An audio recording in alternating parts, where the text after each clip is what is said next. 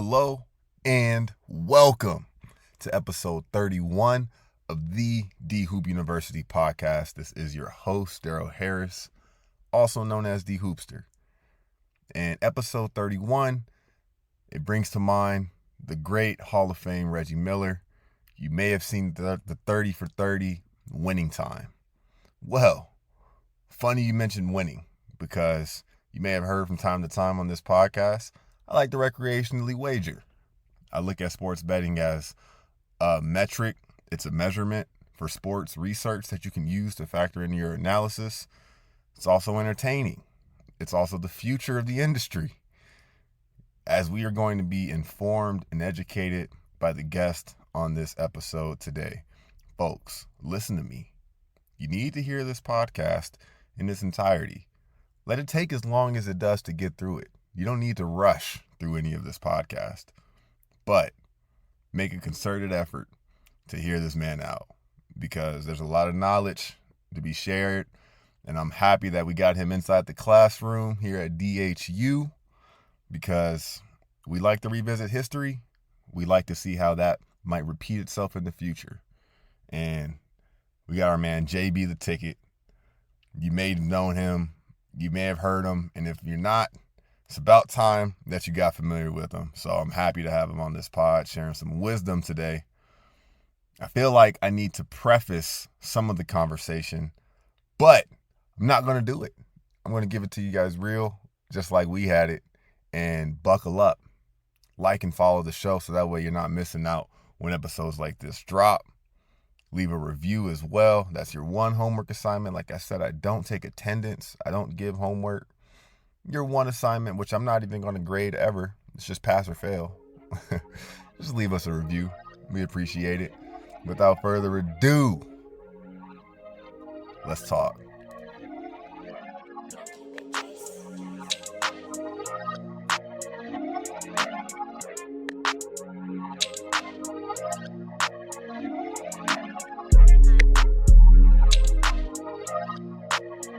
I don't know if you guys are ready, folks. I honestly don't know if you're ready.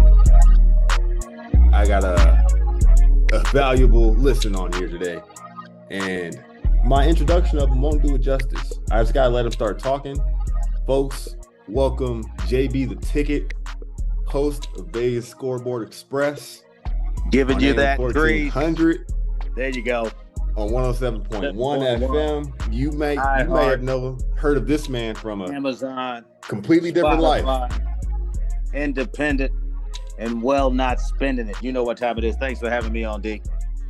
Yes, sir, man. It's my pleasure. And, listeners, you're used to me probably speaking a fair share on these podcasts. I just did an hour-and-a-half episode talking about wrestling. I won't be itching to talk over this man because he's got a lot of knowledge, a lot of information to share. And I've got notes. I've got some bare bones stuff, but I really want this conversation to just begin, and we'll look at the chalkboard every now and then when we need to. But JB, on the pod here, we start with shout outs, just briefly, if you have any, because a lot of times you save shout outs to the end and you miss it. You don't get a chance to mention it. You forget you meant to mention it. So I'll give one. You think of one. I'll let you get a shout out in, then we'll get the ball rolling. Shout out to my anchors and my staff and production team and whole team over at 8 News Now, because we just had a crazy week of sports, a crazy week of news. I can't talk. I just wrapped up 7 days in a row. So I got a well-deserved day off tomorrow, and I just want to shout those guys out: the Brian Loftuses, the Sasha Loftuses, the Frank Russos, the directors, everybody. You guys are killing it. It's a pleasure working with you guys. I really don't mind going to work over there. And we had some hard news to cover. We got it done. Talking breaking news, fires, shootings. Within an hour of broadcast, it was go time. And JB, you actually know something about that. Yeah, man. Broadcasting is what I do. I just want to give a shout out to only one person, my mom. She turned 82 years old yesterday, still kicking around, popping yes, shit. Sir. Still love it.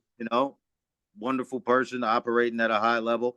But you know how they get when they get old, little pieces and stuff start falling off. But he's still here, thank God, at 82 years old. And I'm getting a little long in the tooth myself, but that's Stop really it. it. Also, I guess I can shout out my co-host, Ron Third Down Best Bets. If you guys listen to the show, he is one of the bigger catalysts that I've had on the show. He earned a second chip there with his sports knowledge and the things that he brought to the table just as a sports fan, bringing that fandom back to the sports world. So shout out Ron Third Down Best Bets, the whole VSX crew, KSHP, and all my listeners out there. Like I said, they've been rocking with me for years, and I'm the underground's best kept secret, known but unknown. Do you know that old 3-6 Mafia tape, the greatest known unknown? Well, that's me.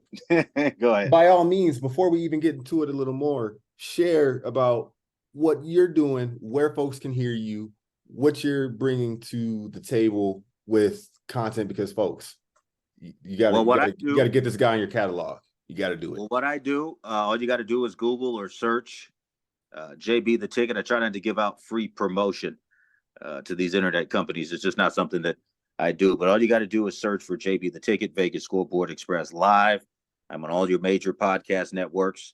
You name it, I'm there. You name it. One of my favorite songs. Shout out Shirley Caesar, too. That's one of my favorite songs. Just like my new holiday song for Thanksgiving. Some people say, over the woods to grandma's house. We're singing You Name It. So, but mainly trying to bring the fans back in. Sports betting is my key. All money, all sports, no bull. We don't do the banter. No political talk whatsoever is allowed on my show. If a person calls in and starts with it, they get hung up on immediately, and the sound effects send them on their way, like the Sandman from Apollo. Folks, we want to help people make money. We want people to recognize that sports betting is not as hard as they think. If you watch sports, if you have a favorite team, heck, you can win 50% of the time just picking your favorite team. If you know your favorite team, turn that knowledge into value. Guys like Scotty Beam 'em Up Webb comes on my show, former minor league baseball player. He's a walking pack of baseball cards, and he was trying to do regular sports radio. I heard the picks today. Thank you.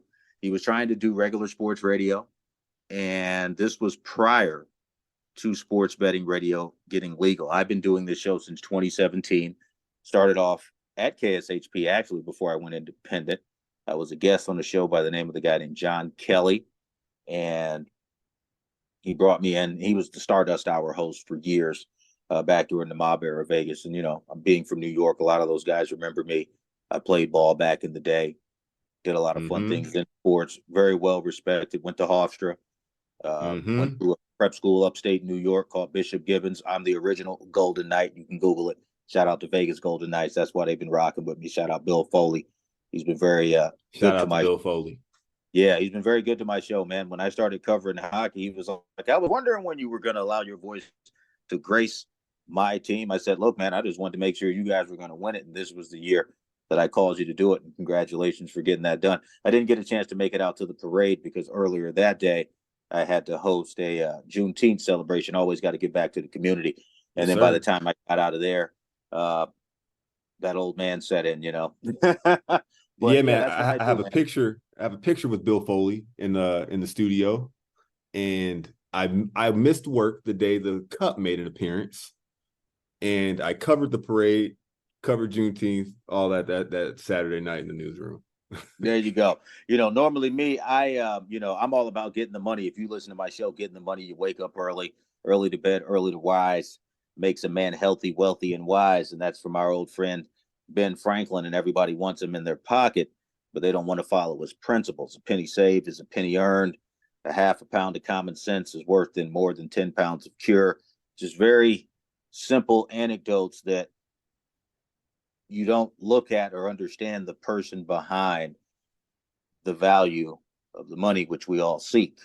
And there's a reason why a statesman and not a president is of the highest denomination bill that we produce for general population consumption, because he was the original producer of Grease, aka Grease. Talk about that Grease. I drop, not the country. Again, I have some friends over in Mykonos. Shout out my friends over there.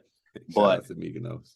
Like I said, his knowledge base, being from the Quakers, having that kind of common sense knowledge, growing up as a kid, New York, you're poor, you want to get money, but I always had this desire to have the knowledge behind what you were doing.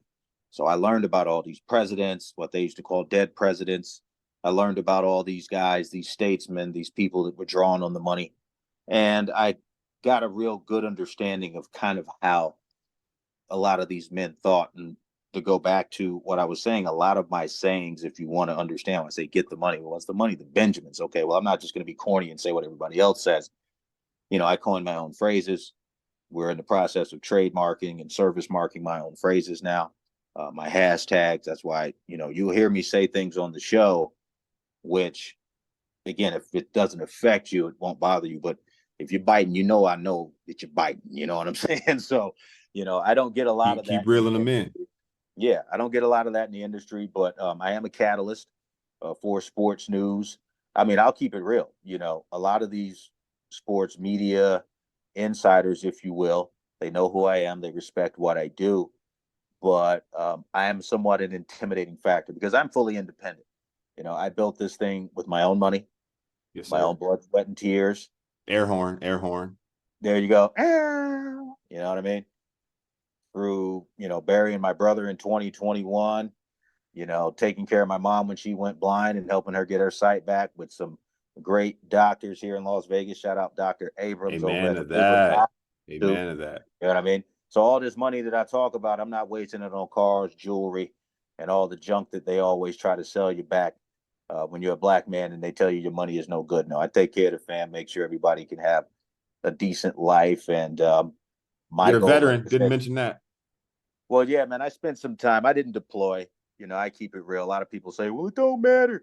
Look, man, I got my GI Bill, went back to school. My brother Joe, rest in peace, my brother Joe, a.k.a. DJJ Double Jazz in the building, 2-4 family, very well known. You can Google my brother, Sony Records back in the day. Actually put Nas on when he went over to Europe and Germany for his first tour back in 96. So, again, I'm very well connected in the industry as the former little brother of jazz. And now I'm grown OG. They know, my pedigree, where I'm from. Like I said before, most of your favorite celebrities. I'm learning a lot right now. A lot of guys you've seen on TV over the years, I may have had a drink with them, had a smoke with them as a regular dude. Because like I said before, they're a celebrity to you. To me, I know their real name. Mm-hmm. I've seen them ask for rides, stuff like that. And I don't put people on blast, but it's like, I come from the real world, man. The real world, not the rap world, not the sports world. I'm the athlete that didn't make it. I'm the guy that go to the park, bust your ass, and you be like, who the hell is that dude? And then they tell you. So I come from that perspective, especially with my sports reporting. It's like, look, all money, all sports, no bull. I'm pulling no punches. I'm telling the people who are willing to listen what is really going on in the sports world. And I up the ante with that by providing the value of giving you the sports betting information. With sports betting going legal in 2017, I was already ahead of the curve. I started doing the show in 2016, took over the show, rebranded it Vegas Scoreboard Express. Shout out my main man, Vern Vivio. Again, big time Italians, loving what I'm doing here. I was helping them out with the horses, Ralph Sirocco, KSHP, race day. He comes on after me. He was like, look, I'll give JB the morning. This guy's, he's got that grace. There it is. Come on before me and open it up. So there you go. So I put the thing together to develop it as an independent sports network. I'm now at the point, thank God, where I'm able to give opportunities to others. I got a guy out of Indiana by way of North Carolina, a young man, Snowman Media, Brian Snowman in the Morning. I'm going to be producing his show coming up this fall, do some fill-in spots here at KSHP and help him grow his network with the digital podcast network. So not only am I a host, but I'm a businessman. I'm an entrepreneur. So I come more from the perspective of let me learn it, let me do it, let me master it, and then let me expand it. It's always better to be a warrior in a garden than a gardener in a war, if you know what I'm saying. I hear you, man. I hit on a lot of notes. I have an episode recorded detailing my deep, story and where my connection to the game comes from. And it definitely involves injuries as well. And it translates into what the passion behind what I'm doing here is, and what life consists of for me right now. Likewise, is there's no lack of confidence from where, my input is coming from, because I trust my experience, skill set, knowledge, desire to get all these things done. And with this podcast specifically, got into it with Terrell on the last episode, talking about what Talk That Talk media company is, and who, what, and why behind it. And having a brother like yourself on here with knowledge and hunger and value share some of those idioms with us on air is all that I could want for a platform like this, because we're talking sports, but I'm not here to mimic what's out there. No, there's a template. You don't want to do that. But you don't want to do that.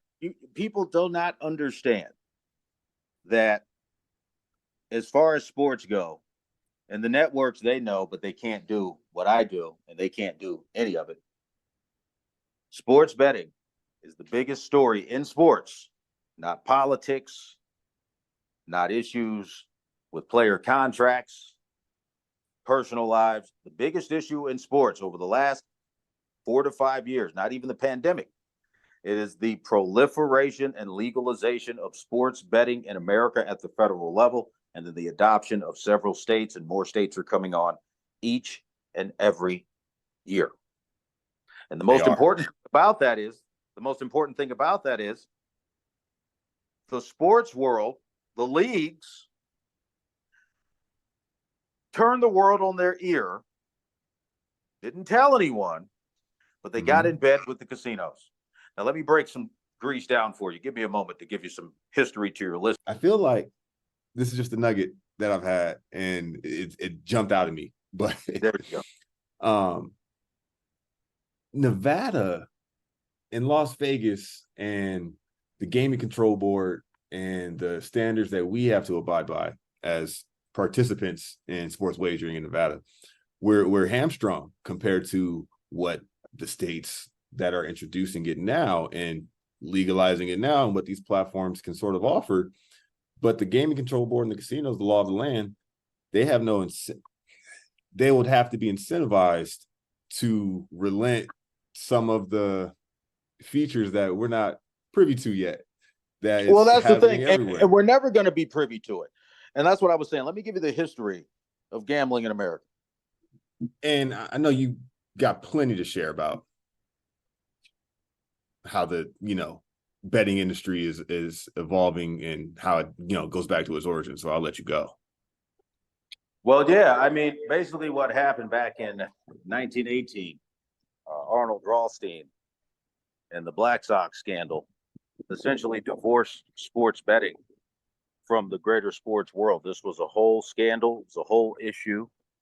And if you don't know who Arnold Rothstein is, a lot of people say he's the godfather of the organized crime in America, the organization of the crime, if you will. So what he did was he fixed the 1918 World Series versus the White Sox, and I can't quite think of the other team right now, but I know that he basically paid off one of the teams. The Cincinnati Reds. There you go. I was getting ready to say Cincinnati Reds, but I didn't want to throw it out there. Yeah, Cincinnati Reds. And I think he paid off some of the White Sox players to basically lose so he could get, spread bets, and he made a killing. And he was never convicted for the crime, but was always suspected of it, and there was a lot of hearings. So long story short, sports went into integrity mode. So for over 100 years, and Pete Rose was the sacrificial lamb of this for betting on his own games and winning when he's the greatest hitter in baseball. And now that sports betting is legal, he's still not included. Kind of weird. But sports betting and the major sports leagues were always at odds. The NBA had the Tim Donaghy issue with the referee during the Michael Jordan era. So now that sports betting has become a legal entity in the United States, and as the states adopt it, one thing that the fans did not expect was the actual leagues themselves to get in bed with the casinos. We've already seen issues in the NFL. Calvin Ridley, some other guys over at the Detroit Lions this past offseason end up with issues betting on games. So really what it comes down to for me with the fan relationship with betting and the fan relationship with sports and how to blend that together, the fans really need to focus on how to enjoy the game, but also gain some knowledge on how to make some money. Sports betting, it's not complicated. People hear terms like spread, money line, plus, minus, totals, under, over. And we know that most people failed math all the way through third grade to their doctorate degree. And I know this because I spent 20 years on Wall Street with some of the brightest minds in finance. And they couldn't figure out how to beat the original recession. So that's why I ended up out west. Couldn't deal with that stuff in New York. But like I said before, we're happy to have you out west. Well, thank you. Happy to be here. Sports fans need to recognize that the game is valuable. Buying LeBron James jersey, why not have LeBron James buy it for you with him hitting clutch shots and you put it $100 on a plus 200 when the Lakers didn't look like they were going to win? Understanding the terminologies, different things, gaining the education, it's all there. I will say this, though, it's harder to find certain types of education online now with all of the changes in the internet. See, the internet used to be independent websites and search engines, and now it's essentially being gobbled up by social media companies, and they're controlling the narrative, who gets heard, what gets seen, and the like. So essentially, if you are not a big name on a social network, your website or your content may not be seen by the masses. So it is a situation where, again, a lot of fans are being spoon-fed bad information. They're being enticed to sports bet with other companies that were used to be fantasy companies that skirted that gray area that was for so long in sports betting, because the fantasy sports companies, I won't name them. I know one of them has a footprint in an office here in Vegas, but I won't name them. They essentially came in and turned sports betting on its head again, offering early payout parlays, double your money or nothing on the next bet. I mean, just turning sports betting into a full casino. That's what I was getting at.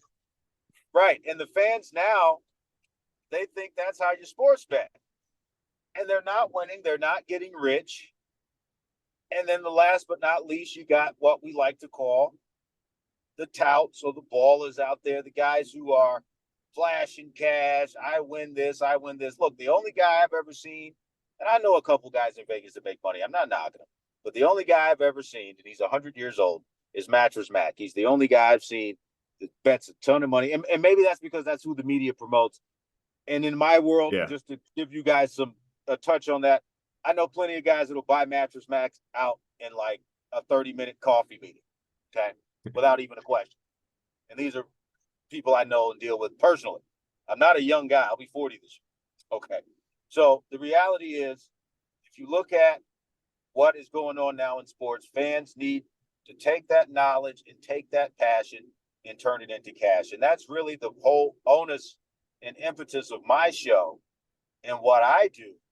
Because, again, you're talking to a Wall Street banker with a radio voice. That's really all it is. My voice was given to me by the people. I should be ashamed of my voice. I'm Dominican American. You know, this is just my Dominican accent with English speech therapy.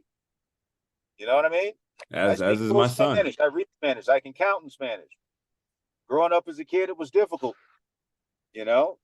You're darker than the average bear, and your English is a little shaky. And they're like, why? Because I grew up in kind of a rural part of North Carolina for a little bit, and then when I went back to New York, it was all normal. But still, it's like, wow, this guy's got really dark skin, and he speaks Spanish better than the Puerto Rican kids. I don't understand what's going on with that. But again, that's just my voice. So the people gave me my voice, and I was asked by sports radio host, again, John Kelly here in Las Vegas, and some other folks, Brian Blessing, rest in peace, Brian Blessing, another KSHP, the biggest name that KSHP has ever had. It's called the Brian Blessing Studios now. I'm sure you saw that sign in there. He also blessed my talent, and he said, hey, kids, stop selling securities and just start talking about this sports knowledge that you got, and it's valuable. You live in Vegas. You know about sports betting? I wasn't really a heavy sports bettor. I was a professional poker player. I used to be on the WPT back in the mid-2000s. All right. Ask anybody in LA at the Commerce. Hey, remember CDK? Yeah, the dude that came through with the Mexican chick that was snatching all the bread.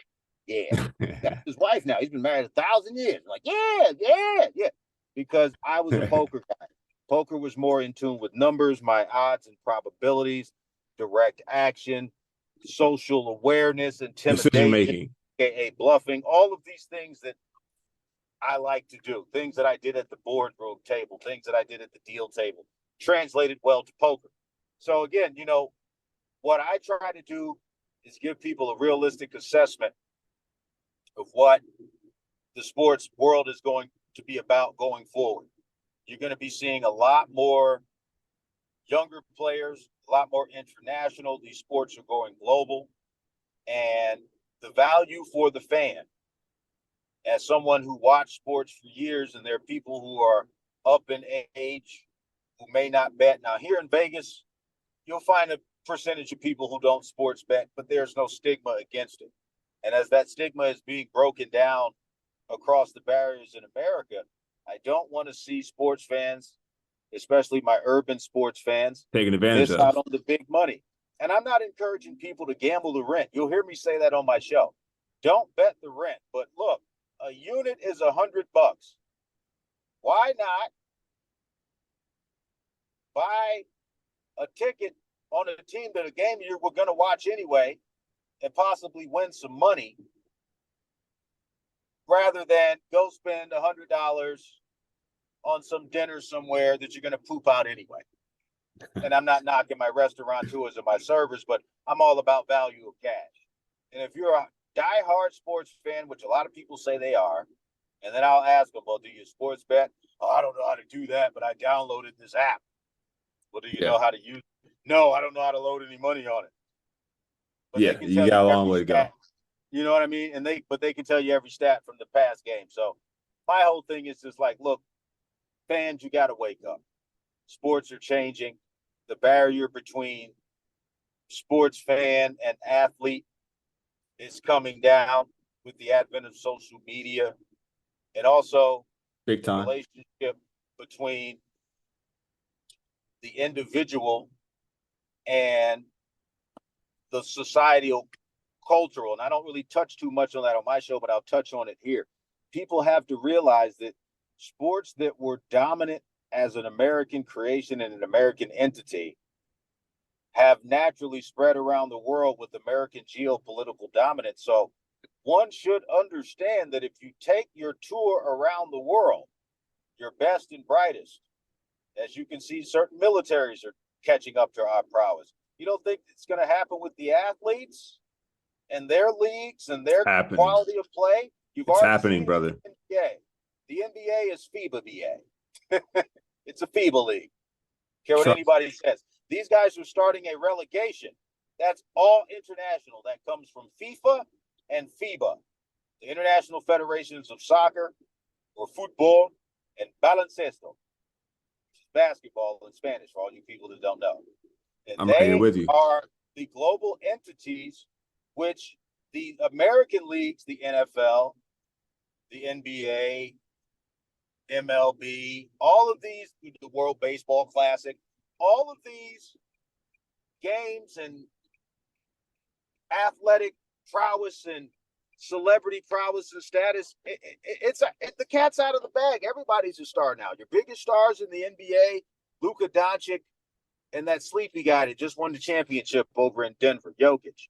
You got to recognize that these are the type of players that are going to be coming in the league going forward, especially with the NBA. With baseball, we're seeing the resurgence and now the inclusion of one of the more dominant baseball playing countries, and now some of their best players with the Japanese. You got Showtime Shohei Ohtani with the Angels, and now he's the big free agent everybody's looking to pick up. So American sports fans need to take their heads out of the sand and start realizing that this game is global and expand their knowledge of athletes and expand their knowledge of what sports can do for them. No longer do we have to be spectators. We can actually be earners if we do it the right way. Don't waste your money, and then don't cry over your losses. If you lose a sports bet, just consider it a bill. You got to pay your light bill anyway, right? Right. Hey, man. So you just, if it's a little extra money, rather than drinking it up, take a $50. It don't hurt. A sports bet. Try to win another, but it makes it more fun. It gives you a vested interest to watch the game. And I always tell people that in the world that we live in now, with these short attention spans, 15-second clips, all these stupid apps where people dance around and show pictures of their cat all day and get 1 million likes, but people like me dropping grease have a difficulty to get their post even seen. It's just a crock of crap. So I tell people, look, get the money. Don't worry about all this other stuff. All this other stuff is a distraction to keep you guys from focused on doing the one thing that you need to do, which is get paid. So now, my goal, what I want to catch from what you said that really stuck with me is the education not being there, because the education is there. It is there. It's just the attention span of the people to learn it isn't there. You got to remember, I mean, we're in a society now where there's no excuse. By all, you can search for the knowledge that you're looking for, but there's no guarantee you're going to find the knowledge that you need. Listen to what I just said. We live in a society and a digital world now where you can find the information or search for the information that you're looking for immediately, but there's no guarantee you're going to find the information that you actually need. They're going to throw a bunch of fluff at you and a bunch of confusing things at you to get your mind going wild, and either one or two things are going to happen. You're going to quit because you know the information is no good, or you're going to take the information, do bad, and quit and write yourself out of the game, which is kind of what they want you to do. So you got to understand the concept behind the lack and quote unquote of education is not a lack for the information. It's a lack of finding quality information, and then the wherewithal and the time frame and time space, people's attention spans, to actually sit down, learn it, apply it, test it, see what works. Most people just want to show up, lay some money down, and win $1 million, and that's not going to happen in true sports betting. Go ahead. Yeah, no. Shout out to Kendrick Lamar. It's my favorite album of his, The Pimp a Butterfly. The concept behind that is, you know, once something's under the control of a big entity, corporation, government, whatever, it is there at that point going to be designed not necessarily to be predatory, but it's not designed for you to just naturally eat consistently off of it. You're going to have to learn how to manipulate that system to your benefit. And you're going to have to educate yourself in order to do that. Because if not, you're going to fall victim to it.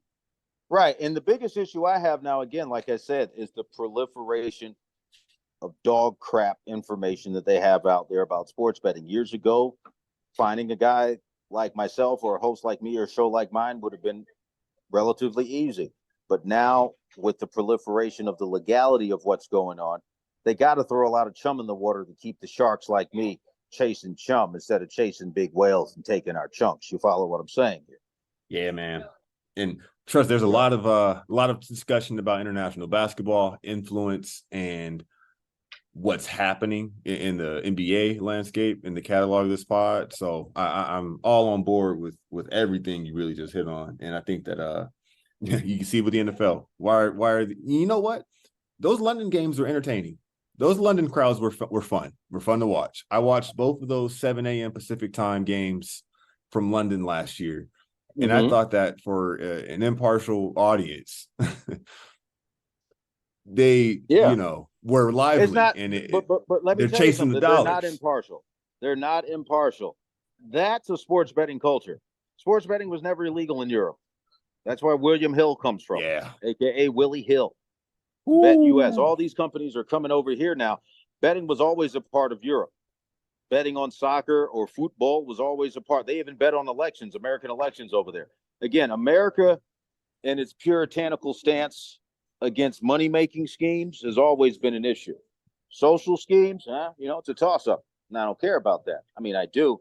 Another time, another day, we're talking about sports. But the reality is, most people who are fans and who are now just recognizing that they can make some money, they get that wide, glossy eye. That's why you hear more about some jackaloon winning the lotto or how much the lotto is worth than hey, there's this new book out by such and such a handicapper.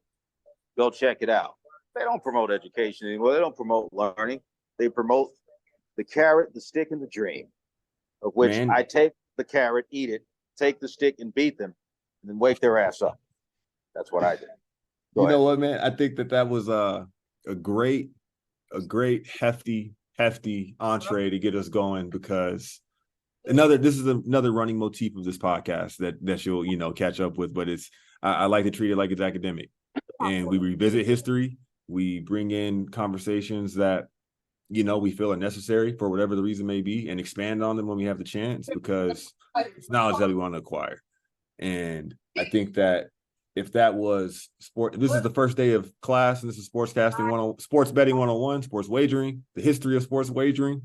This isn't a 101. This is a 301 at least level. Course right here. I'm telling you.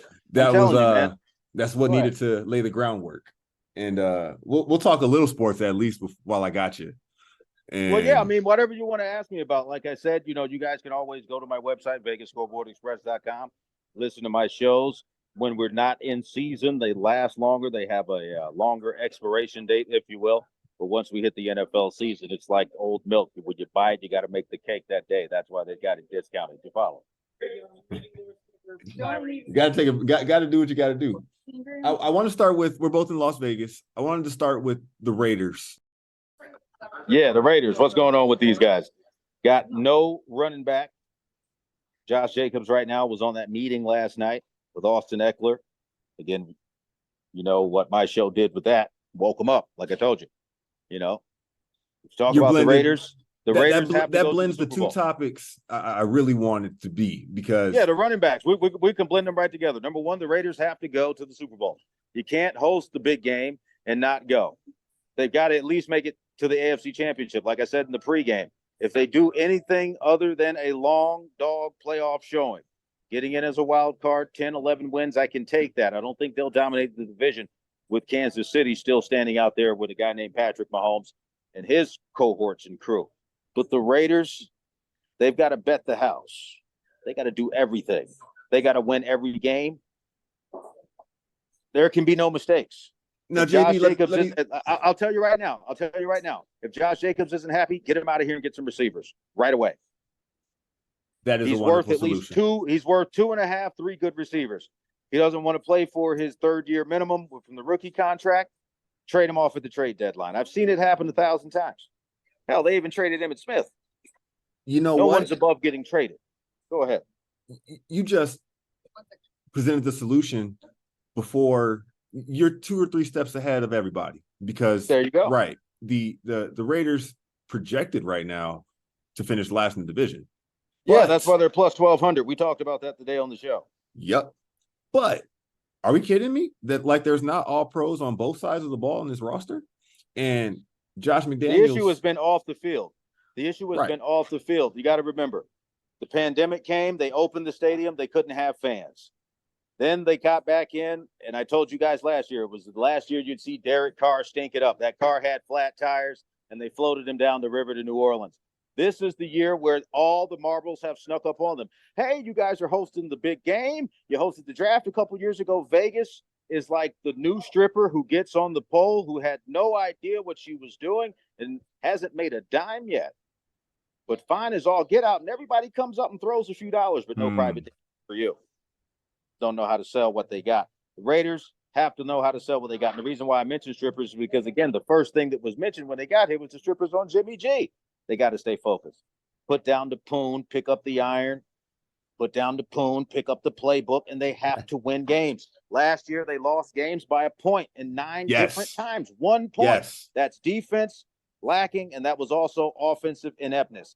If the Las Vegas Raiders do not go to the Super Bowl, Oakland might pull their food stamps and try to bring them back. I'm just saying. Go ahead. It's really, I'm a homer now. I worked at Allegiant Stadium as a tour host when that stadium was open. So I was on the ground floor, I know that layout, that property like the back of my hand still. And I'm a homer now. They won me over. So I see this team with a glass half full. And if things, the division looks rough. Yeah, we haven't done it yet. We haven't proved it yet. But look, me all with that's out the optimistic window. eyes, I All think that that's out the window. McDaniels is ready to take another page out of the Patriot way, like you said. And look, I got an answer here.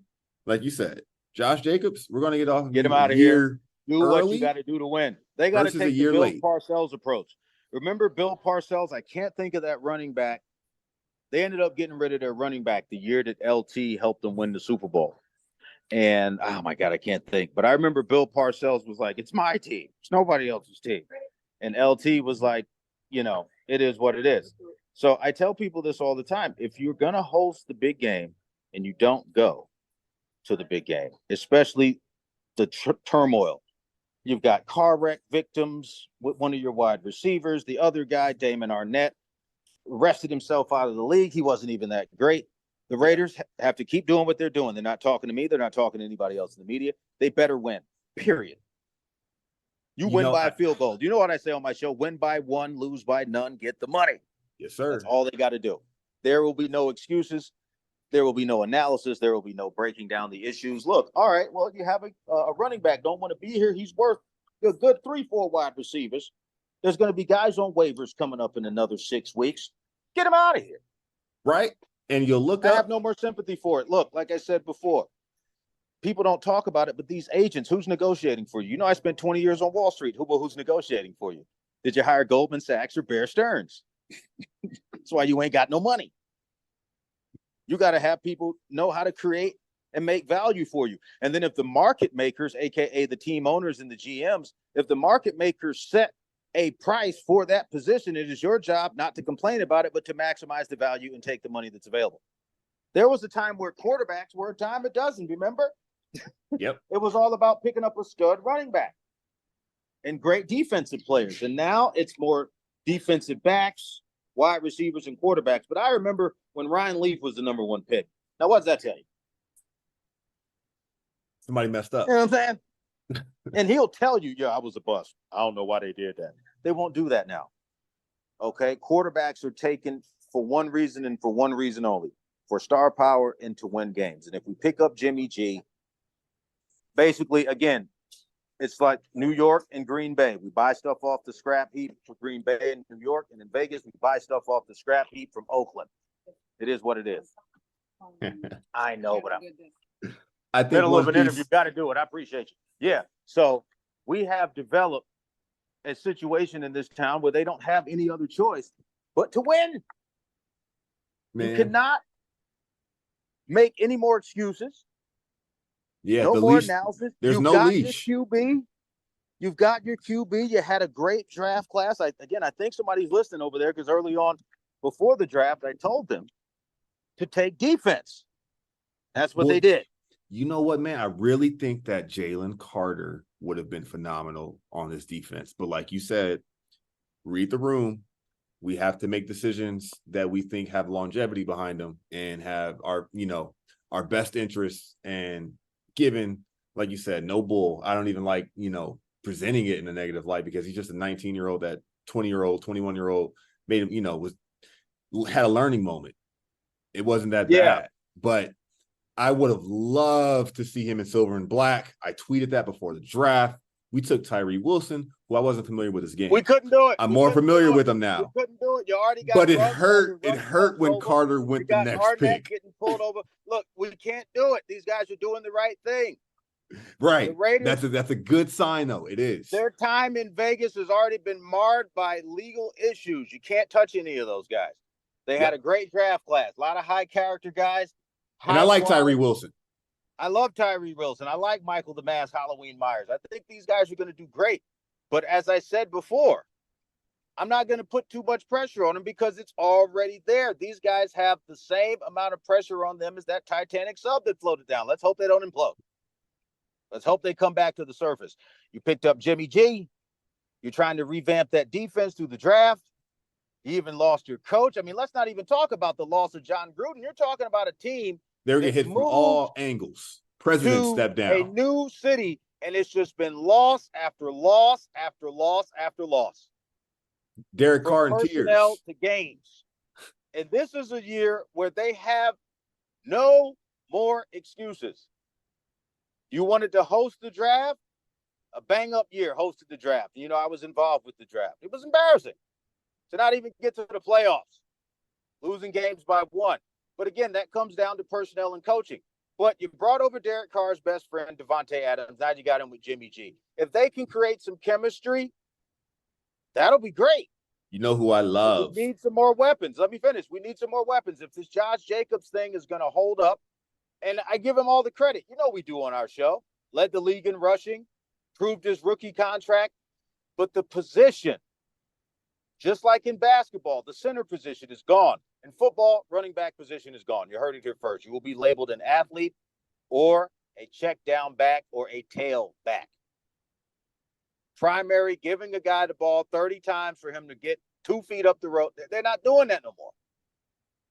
And the wear and tear on these guys' bodies isn't proven valuable. So now you got to look at talent coming up. Look, Pacheco, 7th rounder. We'll get a running back in the 7th round. Home Pay run. him next to nothing. And let him earn his money. This is a business. These team owners are running a business.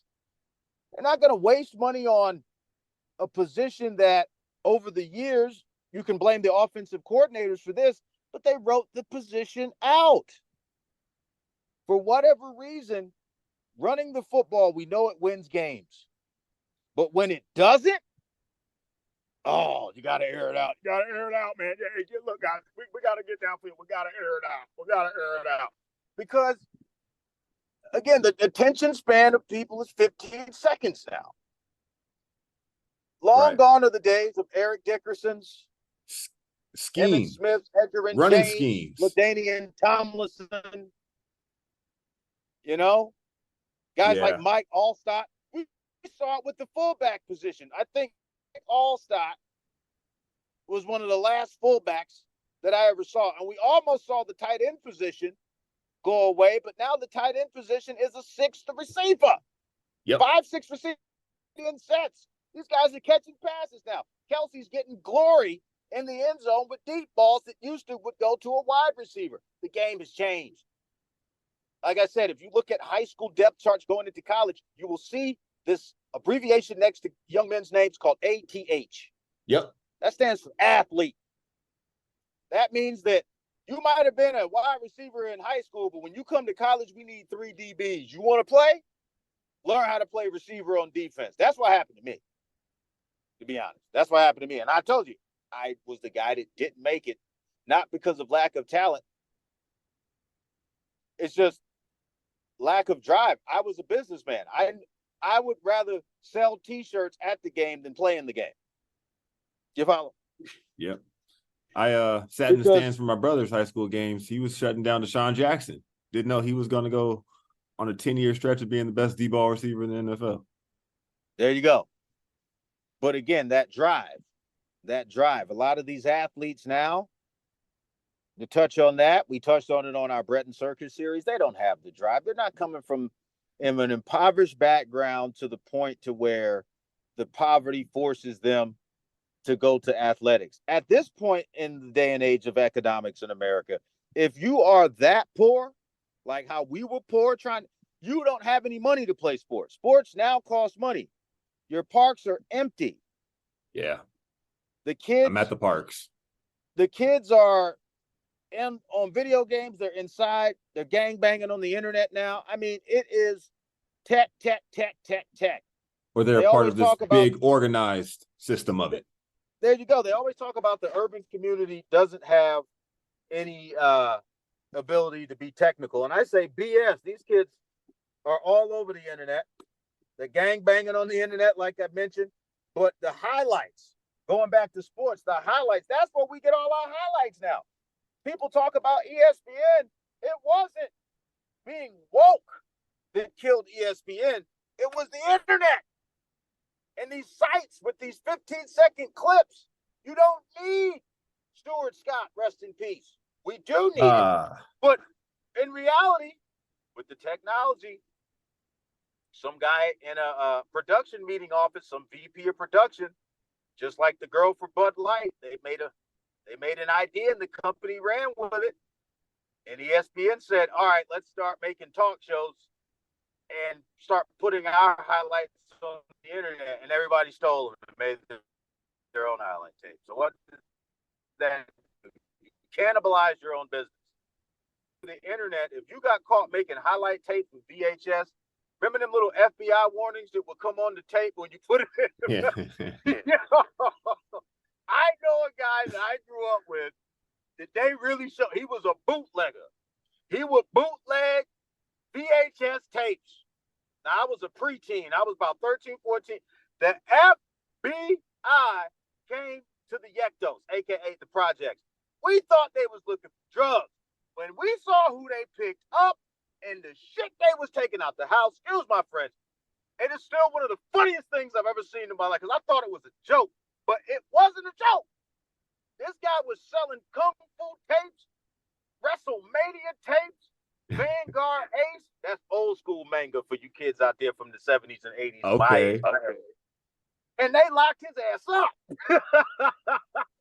And Warner Brothers was the one turned him in because I think he had he was dubbing 21 Jump Street. He was dubbing it off the TV, selling tapes. I mean, this guy, now that I'm grown and I think back to the story, because my brothers, they told me many of them had passed. But I mean, I was there. The original 21 Jump Street. Yeah, you're right. The one with Johnny Depp from the 80s that came on Fox. He was dubbing this stuff off Fox, selling the tape. So the point I'm saying is ESPN didn't do any of that. The music companies, remember Napster and Aimster and all that? And I can name those companies because those companies are defunct. They protected their copyright. They went after the downloaders and the streamers. But ESPN and all of these sports show companies, they didn't do that. So the sports highlight show went away. The prevalence of the local high school, local college stuff went away. Everything has gone national for high school and college. And then for pro, it's all gone international. To make that long story short, to cut it off and to tell people, everything has gone national. All your local has gone national. Your local Bishop Gorman is the national high school football team. Yeah. Yep. They've won something called a national championship. Used to have this basketball factory over. They're not a part of any school district out here. Right. Any school district down here, if you're not a major private school, it is what it is. Even Long Beach Poly. Well, it's a public school. The kids were too poor and too uninterested. And the urban kids who used to be athletes, they're all rappers now. SoundCloud's got them. And I shout out SoundCloud because I'm on SoundCloud. But SoundCloud's got them. No longer are you picking up a ball to go play hoops with your friends. Nah, you guys are going in the house. We're going to the studio. And we're going to mumble for 4 hours over some beats that my man Choo-Choo here made. Yeah. That's why the talent pool is so depressed, because the kids that were hungry, who needed to get out of those impoverished and rural areas, they don't play sports no more. They got the internet now. They can become global right in their little small town, right in their bedroom. The government give you free internet. They're giving you tablets. They're giving you phones on the corner now. So it's all a crock of crap when people tell you that there's no technology in the hood. Bullshit. Yeah, it is. I see it every day. It's just, how is it being used? Is it being used to cultivate moving forward and developing something valuable, or is it being used to bread and circus you? Give you a sandwich and give you something to watch while we take your house. JB the Ticket's dropping grease, man. Thanks so much, my main man. Got my man D Harris in the building, dropping me on his show. You guys be sure to tune into his podcast. I'll be coming back on every now and again to drop this grease. But like I said before, man, I live in the real world. I have no pretensions. Celebrities don't impress me. We better get in the real world if we not. I've had too many of them in my banker's office going, help me, when I was in that world. So that stuff they're on strike now. You think my phone's blowing up?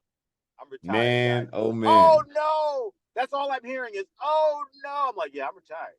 But your office on Wilshire. I live in Vegas now. I do radio. Oh no. That's all I'm hearing. Because again, I used to keep them with a bag. Oh, you got some publishing? Oh, you wrote something? I got this bank that's willing to invest in you. I had one of my homeboys, the deal didn't go through, but back in the early 2000 teens, I had $50 million on the table for this dude's catalog.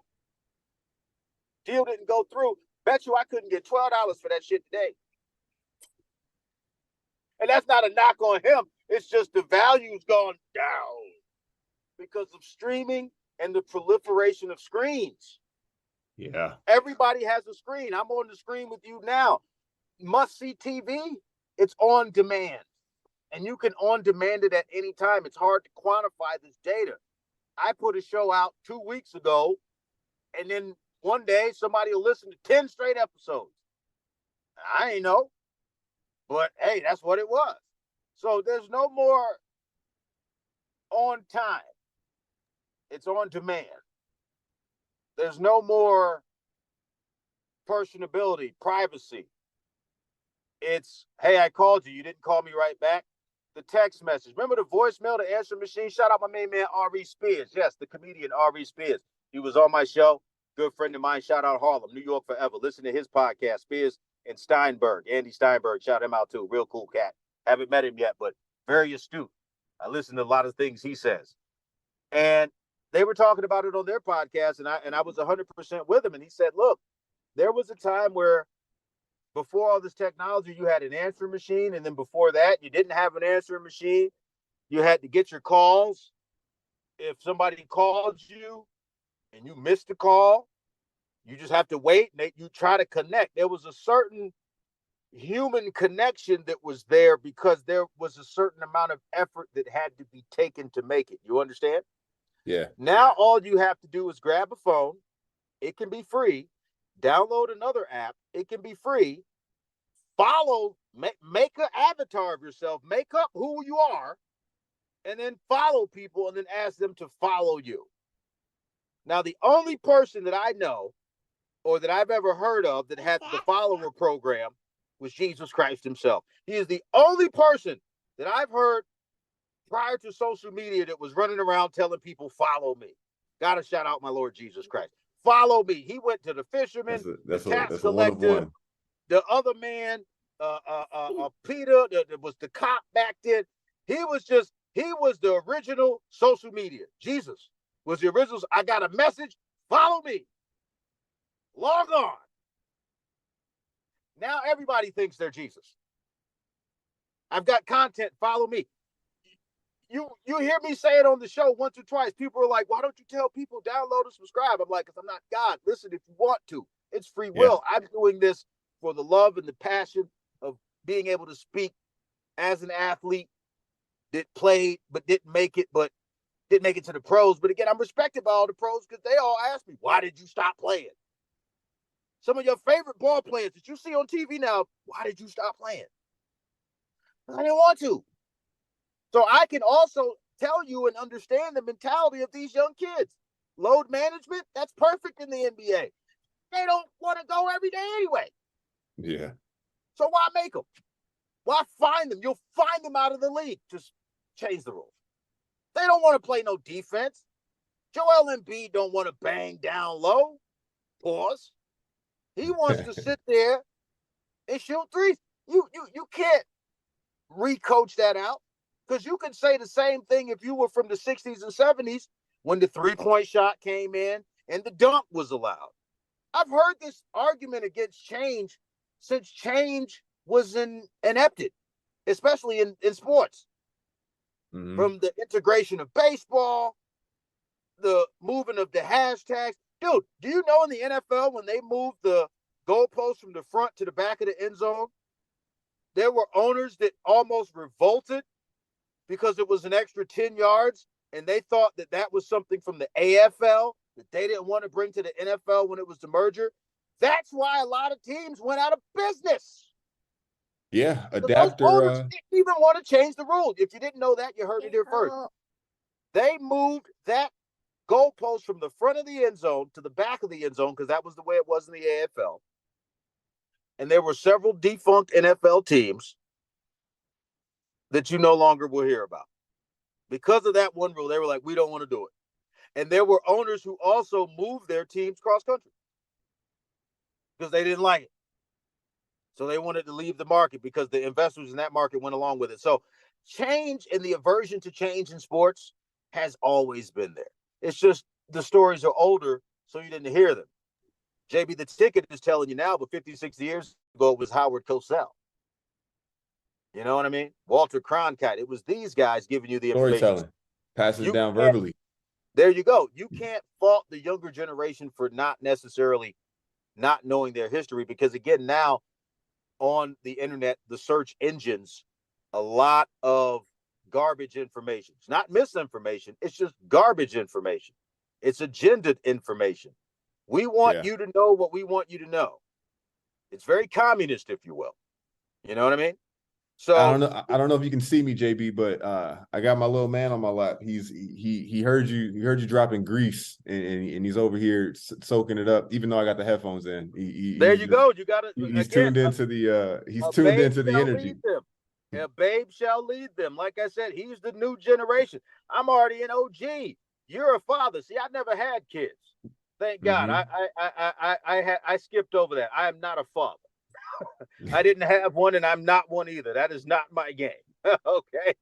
I'm old rich uncle, though. You know, get in some trouble, I'll get you out of jail and not tell your mom. We need them. We need those. Yeah, you know what I mean? So, like I said before, you know, people now have to understand that there's also a shift in generation. I'm a part of that. I'm becoming the old man now. You know, a friend of mine was like, "Hey, did you hear that new Lil Durk?" And I literally turned around and I felt it in the back of my head. I said, I got to say it, because you know that tingle you get in the back of your head when you old. And I said, "Who, little man? Who you talking about, Young G? Who?" And he let me hear the song, and I'm like, I can't even lie to you, brother. I don't even know who he is. I see him, the boy with the blonde braids, right? That's all I know about it, is that he got blonde braids. That's it. He reminds me of the guy from Bad Boys 2. Remember the Haitians that they was fighting? And he had the braids. That's who Lil Durk remind me of, with them braids. Nobody comes in here. Like, he's that guy. So I don't listen to the music. I don't know. But like I said before, I don't knock it because it's just a change of generation. I got 100 Tupac albums I can listen to. I got old classic Biggie, Jay-Z before the, you know, Hollywood stuff. I got music. I got Rakim. I got Kool Mo D. I got Easy Mo B. I'm from Harlem, man. I got Easy E coming out west. I got you know, E40. Got to shout out E Fonzarelli. Cats from the Bay, man. Mr. Fab. I listen to all my stuff. You know what I'm saying? So I don't have the time to be knocking what the young generation is doing, especially if that's not my hustle. Music is no longer my hustle. I'm not in that business. So I'm like, look, guys, I just wish the young rappers would stop killing each other. Losing Nipsey Hussle, who I knew his brother. I was in real estate in LA. I'm still a broker there. But I bought my Obama Wins t-shirts that you saw all over LA. Yeah, I produced those. You didn't know that, did you? I had Rick Fox wear one on camera that day for the Lakers game. Yeah, that was all me. I still got the picture from that day. I went down to the Staples Center, used my mouthpiece, and bam, pause on that. I talked that talk. I talked to Greece. And Rick Fox came out and saw me hustling the t-shirts on the street and was like, "Yo, what are these?" I'm like, "These Obama Wins t-shirts, my little company, I made them." Told him I've only been in a t-shirt game. He was like, "Yo, I'll wear one of these on the air." And he, sure enough, put it on over his other shirt, over his suit shirt, like a little tie shirt. Yeah. And put his suit jacket on. It was super cool. And like I said before, you know, all of these things that I see here, it's just the rappers got to stop killing themselves. PNB Rock, you know, seeing how they got shot, you know, the young boy from the Migos. And I love the Migos. They would have won. Mama, you know, I was digging that shit. That shit was cool. But when the boy got killed, I was just like, I don't understand now. Why would you kill him? Wasn't he supposed to be the nerd? Like, I don't even, you know what I mean? Yeah, nah, JB, I don't even know if you could trust me. I relate more than anything because I've gotten attached to these guys. Trust me, man, on multiple occasions, I've gotten attached to these artists. They've been my guys. Yeah. And then you look up and I could have the craziest playlist right now of guys that are not here anymore. That were all, and I was a part of the process of being attached to them. And but like I said, you know, my whole thing is, like I said, I need people or I want people when they interact with me to know all money, all sports, no bull. Don't come to me with that pretentious stuff. See, that's why I like you. Because when you met me, you were like, yo, this is what it is. Woo, woo, woo, woo. I was like, yeah, let's connect. Let's operate. Because I can see right through it. I was the black guy that wasn't supposed to be in the room. And if my name didn't get put on that signature, that deal don't close. That's a lot of power for a young black kid to have. I retired out of that game. Like I said, I learned what I needed to learn. I was done. I wasn't going to be some fat executive sitting around going on fishing trips with a bunch of white dudes that don't like me. I wasn't going to do that. So I found my voice, and I put my money on my own voice. Most importantly, and I can leave you with this, if you're going to bet on yourself. There's 30 days in a month. I tell a lot of my students, because I work with youth and helping them get ready for college and helping them get the mindset for success, especially when they come from a rough background. I say every day in the morning, wake up, find $1, put it in a jar. That's your bet on yourself for today. Bet yourself that you'll get back home to that $1. It may sound ridiculous. It may sound facetious. I've been getting back home to that $1 for going on 40 years, son. And you got to keep that mentality. Bet on yourself. Stop betting on your rent. I know people, they work for the rent. I'm like, no, that's a formality. Oh, they work for the mortgage or they work for the next bet. No, work for what you need to get. Surviving ain't thriving. And there's a lot of promotion of surviving now going on in society. And I'm telling kids, you got to find a new way to thrive. Take it. They won't give it to you, take it. And if you take it and they take it back, take it again. And if they keep taking it, then go get something else and devalue it. Okay? So that's what I'll leave you with, man. I'm just dropping a little bit of grease. I can go all over everything. But I think I said the Raiders, they're in a championship city now. You can't be the third odd man out. Aces have got a chip. The Knights have got a chip. They have no choice but to win this year. None. There is no negotiation on it. There is no analysis needed to be done. When people call me and say, what's your analysis on the Raiders today? They better win. Yeah. That's all I got to say. You ain't lying about man. That. You're not lying, man. Just win, baby. Like that ain't in every room you walk in Allegiant Stadium. Stadium. Now you're with me, baby. Rest in peace, original Al Davis. Just win, baby. That should be on their helmets. Because that's all they got to do this year. We need that. We need that at the bottom of the helmet on everything. Who needs to hear this? Mark Bedane, is he out? Somebody needs to hear that. Put just win, baby, on the helmet. Just win, baby. Put it on everything. That should be the mantra for the season. It is the team mantra.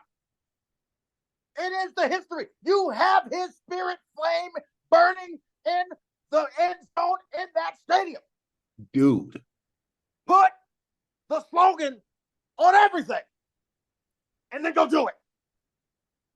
It has to happen. Life is a life of inches. Life is a life of inches. Just like they said in one of my favorite, if not my, well, no, the program is right up there. But Any Given Sunday. Life is a game of inches. Are the Raiders, are those guys going to want to take that inch? You got to chin up and do it. Get you a 2nd and 6 rather than the 3rd and 8. They got to do it, man. Just win, baby. They have to. Just win. I don't care who they get. You don't want to be here? Give them a ticket that says just win, baby, on the way out at Harry Reid. But there's no excuse. No. You've got the WNBA championship here. You've got the NHL championship here. The NFL championship, the Lombardi Trophy, needs to be sitting next to the spirit flame of Al Davis. Just win, baby, and get the money. I'm done. I love it. I love it. I love it. I debated if I had a kicker question for you. I had one because I do kickers on here because it's the news in me.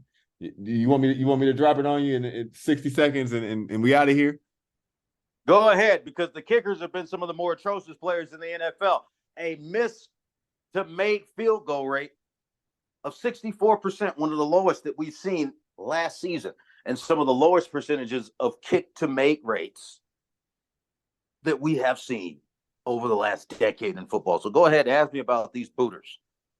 Trust me, this question was not about the place kicker, but I love that you got that nugget in there. There you go. Kicker, I use it terminology wise as like, our parting. There's only two things with me with kicking, maybe three. Bad breath is kicking, my speakers is kickers, or this guy just missed the field goal. Go ahead. This is just our light note send off. And this comes from the platform. It is what it is. Paul Pierce got on there and said, if you give me Chris Bosh, you give me LeBron James, you give me Shaquille O'Neal for 1 year, you think I'm not going to get several rings? You think I'm not as talented as Dwayne Wade? A lot of people sleep on Chris Paul because I'm not Chris Paul, Paul Pierce, because he be using that powder. At least he be acting so. Always got strippers in his videos. But outside of his personability, again, shout out Inglewood. Paul Pierce. Shout out the wood, man. Been in that gym. I wish people would give him less of a hard time. He's just another brother from the hood. Paul Pierce was one of the illest ball players that Kansas has ever seen. They should have retired his jersey if they haven't. He was disrespected on his final career tour when he was going around to the arenas. You won't see. Paul Pierce is the reason why 3s and 4s is chucking threes now. Paul Pierce, His nickname is the truth. And Paul Pierce, he played with bums in Boston for years. He was the Damian Lillard before Damian Lillard. And I'm tired of people that don't know basketball talking about Paul Pierce like they don't know. I watched him play at Kansas from the time he started as a freshman until him and Antoine Walker was tearing it up. And then when Antoine Walker got traded down to Miami, Paul Pierce was stuck, languishing in Boston until they brought him Ray Allen and Kevin Garnett.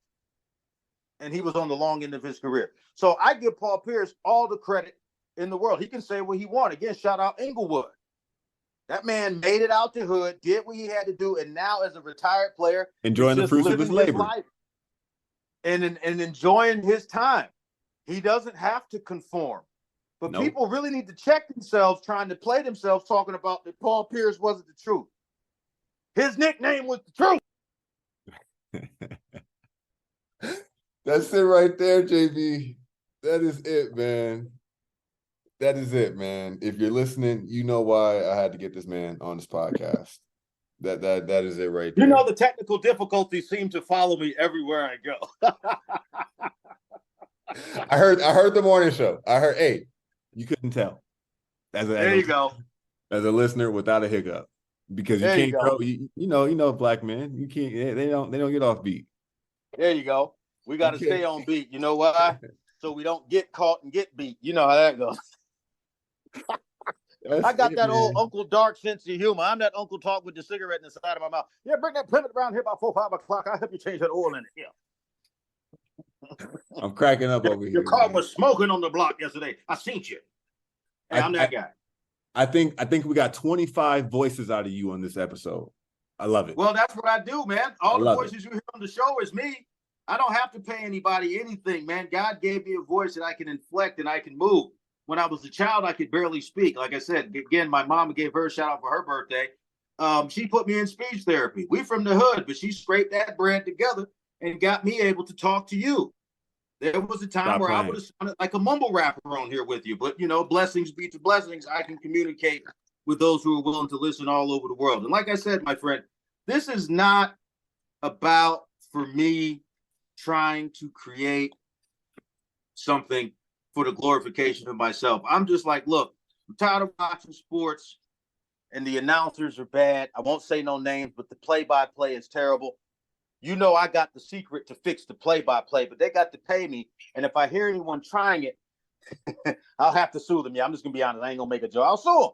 But they know they got to come to me first. Let me bless the mic first with my style of play-by-play, and then you can go get one of these other guys. But unless they hear it come from me first, people are going to know it's not authentic. And then let me get my shot. I believe it, man. Trust me. You spread that nugget to me.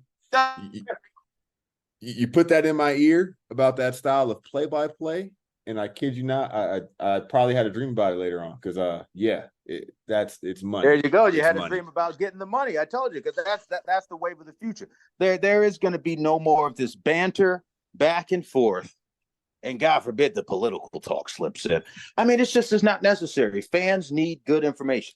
He was telling them in 2017 to get your bankroll ready, get to the window, and beat the line.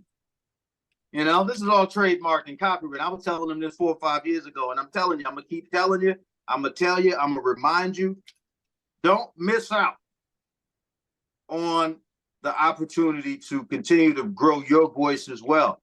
You know, Mother Africa has got their own league now. They got their own NBA. There's opportunities in the motherland. This is all global now.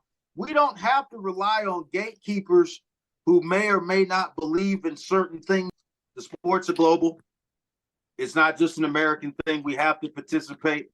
We already got Africans in the NBA. Why aren't we as African Americans? Believe me, I'm working hard on it, doing more for the motherland with the sports.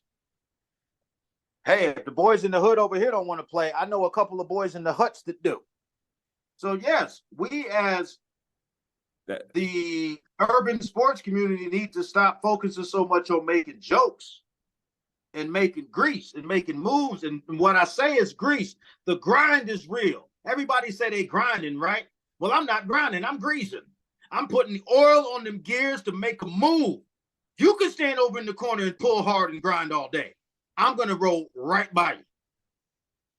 And the grease gets hot sometimes. And as they like to say, now that is what it is. And that's all it's going to be. Because I'm tired of seeing the joking, man. We're gonna lose money if we keep playing high school on the front steps of billionaires' houses, aka their leagues, their networks, their platforms. All it takes is to run afoul of one of these so-called gatekeepers. If it ain't yourself, you better put something out that's valuable enough. That's my advice to you. Man. And that's my plan. Trust me, it's not falling on deaf ears. I can't, it won't be regurgitated instantaneously, but it is received. It is definitely received. Oh yeah, brother. And that's what this is about. There are lessons that my brothers, again, rest in peace, because, another interview, I'll tell you more about my background. But, I lost a lot of brothers, a lot of comrades, and their lessons are still hitting me daily. I wake up some mornings and I'm like, oh, man, that's what that nigga meant. And I'm going on 40, and these were lessons given to me at 15, 16, 17 years old. So knowledge is the one thing that is universal. If you ever heard of the term the Akashic record, all that is now known has been known, and all that is not known is just not seen. It's called the Akashic record. Everything that is, it is, and everything that has been already has been and will be again. And if you take those types of concepts and begin to apply it to your life, you de-stress. I don't have everybody, your life, my life based on society, it's stressful. But you know what? Every Saturday and Sunday morning, I get up at 4 a.m. Why? Because I got people counting on me. They need to hear what I'm saying. And the people in this town and around the country and around the world that send me messages. So that's one of the main reasons why I do the things that I do, is because it is a way not only for an outlet for me to feel better and do something, but I just don't see it in sports. And if I can be a first mover, if I can get my just due from what I'm putting down and get my flowers now, that's really all I want. And then I'm going to get out the way. I just want to get my one chip, get my one ring for doing this thing, and then I'm out the way. I'm out the way. I want to be more of a mentor. That's all it takes sometimes, man. You just need the one. That's all I need. I'm not looking to sit in some company for 25 years, bro. I'm not here to suck the tit. I'm here to get a glass of milk and get out of here. But you got to give me the milk. But once I get the milk, I got to go. And that's it. And this is going to create opportunities for a lot of people, because the lane I'm creating is going to be the first lane. People are going to realize, wait, that lane, he left the foundation. He put it there for us. I'm like, yeah, it's right there. Just take the blueprint. I'm not hating, but while I'm doing it, don't be biting. There can be but one. JB the ticket. There you go. I've appreciated everything you have for me on this, man. This is definitely going to be in the bookmark. This is me. This is who I am. This is the same guy you met at the station. Again, I live in the real world, man. I've had fans screaming my name. I've had people ask for my autographs in high school. And then when I went to college, I've helped sell out concerts. I've been brought up on stage by your favorite rapper. All of those things were fun in the times that I did them. But when I began to understand that this is something that continually goes on, and if I, being an entrepreneur, have an interest in what I'm doing, let me get some money. So that's my mentality behind things. I got to live in the real world. I got to figure out a way to eat legally, and most importantly, figure out a way to enjoy what I'm doing. I hate feeling like I'm tortured doing what I do. And what I'm doing now, doing sports radio, we're learning the sponsorship game because that's a big part of radio. Again, it's not investors. Yep. Your sponsors are not investors. They're sponsors. They're looking for market, eyes and ears. So there's still things that excite me. I love to learn. I'm a lifelong learner. And that's one of the main keys about this industry that hasn't bored me yet. There's still a few things that I haven't learned that I'm going to learn and master. But mainly when I get that championship, and I know what it is in my heart, but when I get that championship, I'm done. And I'm glad you got the chance to do this too, because like you said, you don't do this on air, which means that, the people who listen to you, they know exactly why they do, and they'll come back because they know the value. But yeah, I mean, they don't get interviews. Again, like I told you, these outlets are intimidated by me. I'm going to keep it real. Even here in town, I've been on the air in town since 2017. So again, your local networks, I've been here 5, 6, 7 years. Go ahead and keep going, calling them jackaloons and losing people money. Go ahead and keep boring them people off your station with these whack shows. I'm still bubbling in the underground. I like doing what I do. You're just interviewing me now. So that should tell you right there. If I've been here this many years and you're just interviewing me now, it's not for my lack of availability. It's just that, again, larger media here in town, they don't know what to make of me. Because I'm a created entity. I'm like, well, I'm your equal. Treat me as an equal. Invite me on and say my network name. I don't have to work for you to get that credit. I have the same education you do. I put in time for this country. Did you? So give me my fair shake or continue to hawk the jackaloons. Continue to hawk the narrative. And I'll continue to drop the grease.